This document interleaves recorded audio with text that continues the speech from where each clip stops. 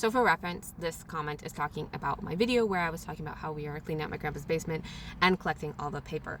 And as my parents have learned, burning paper, it doesn't really do anything. Like, you can burn it, but like we were like, oh, we'll make a bonfire and do it, but it doesn't burn very well. Like, it doesn't make the fire go bigger or anything like that. It takes a while to burn the paper, and that's actually not the best way that you can deal with the paper, the most eco-friendly way. So what we did is we collected all of the paper. It was probably like, it was 2 big garbage bags full and another like big box full of paper, which is a lot of fucking paper. And we are shredding it.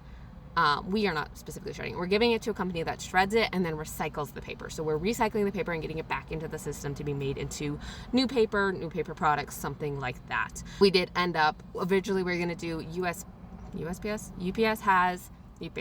has a shredding with Iron Mountain. So you give them the paper, you pay so much money for it, and then they shred it in private way. I don't know how to describe that, whatever. Good for businesses who want their stuff shredded without anyone looking at it or whatever, and then they recycle it. And that was originally what we were gonna do. However, one of our credit unions had like a little community thing where they're like, we're collecting a bunch of paper for our community thing to then be shredded and recycled. So we ended up taking some of the garbage bags there instead to be shredded and recycled. But that is usually the best way to deal with it, is shredding it.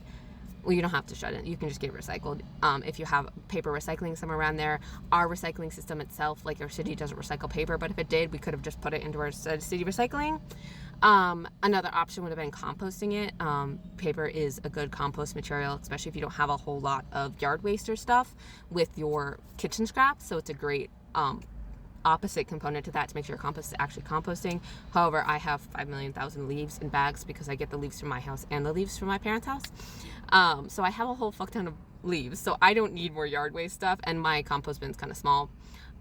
So that wasn't like a great option for how much paper we had. If it was only like a box, it probably would have been fine, because there was so much fucking paper, it wasn't a great idea.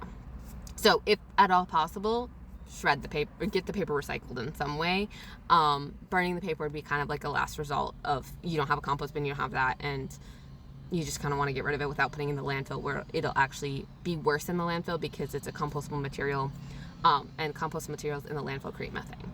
So burning paper is probably better than that, but you take some discernment with what you do with the paper if you're getting rid of paper.